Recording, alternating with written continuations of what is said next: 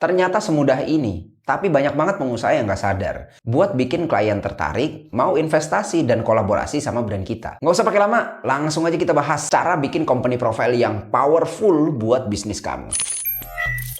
Ngomongin soal company profile, kompro yang efektif itu bukan cuman soal bagus di desainnya aja. Karena desain bagus tuh udah wajib gitu. Yang bikin powerful itu adalah gimana caranya kompro itu bisa ngejawab kebutuhan bisnis lo dan bikin calon klien itu makin yakin untuk kerjasama sama lo. Nah, sebelum kita masuk ke gimana caranya bikin company profile yang powerful, kita harus tahu apa tujuan sebenarnya kompro itu diciptakan. Dan ini beberapa tujuan-tujuannya yang mesti harus ada di dalam project kompro lo. Yang pertama itu buat ningkatin kepercayaan dan kredibilitas dari perusahaan lo itu sendiri. Yang kedua adalah ngenalin produk atau layanan ke audiens kalian. Yang ketiga itu untuk menarik investor atau calon mitra baru yang mau kerjasama sama kita. Nomor 4 udah pasti ngebantu untuk mengkomunikasikan visi dan misi dari perusahaan kita ke konsumen ataupun ke investor. Nomor 5, pastinya ini buat alat promosi untuk ningkatin penjualan produk atau layanan lo. Setelah kita tahu nih tujuan-tujuan kompro itu diciptakan untuk apa, baru sekarang kita bahas jenis-jenis kompro dan kegunaannya. Yang pertama, company profile marketing.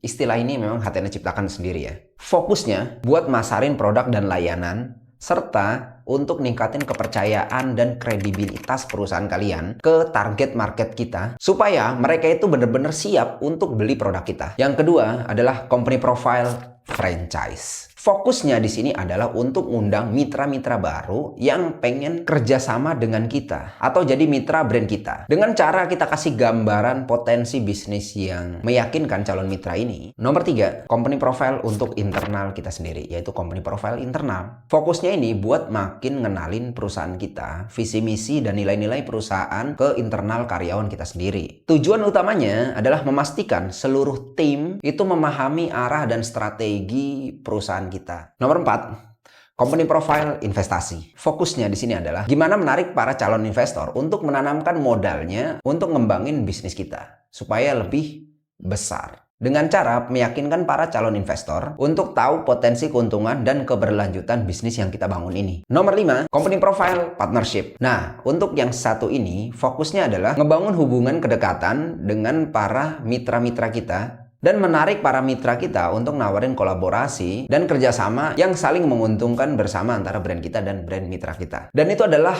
tujuan dan jenis-jenis company profile yang bisa kalian bangun sesuai dengan kebutuhan bisnis kalian. Di video berikutnya, gue bakal ngupas lebih detail tentang kompro biar teman-teman para pebisnis itu makin paham dan makin efektif ketika ngebuat company profile untuk ngembangin usaha kalian. Sampai ketemu di video selanjutnya. Terima kasih.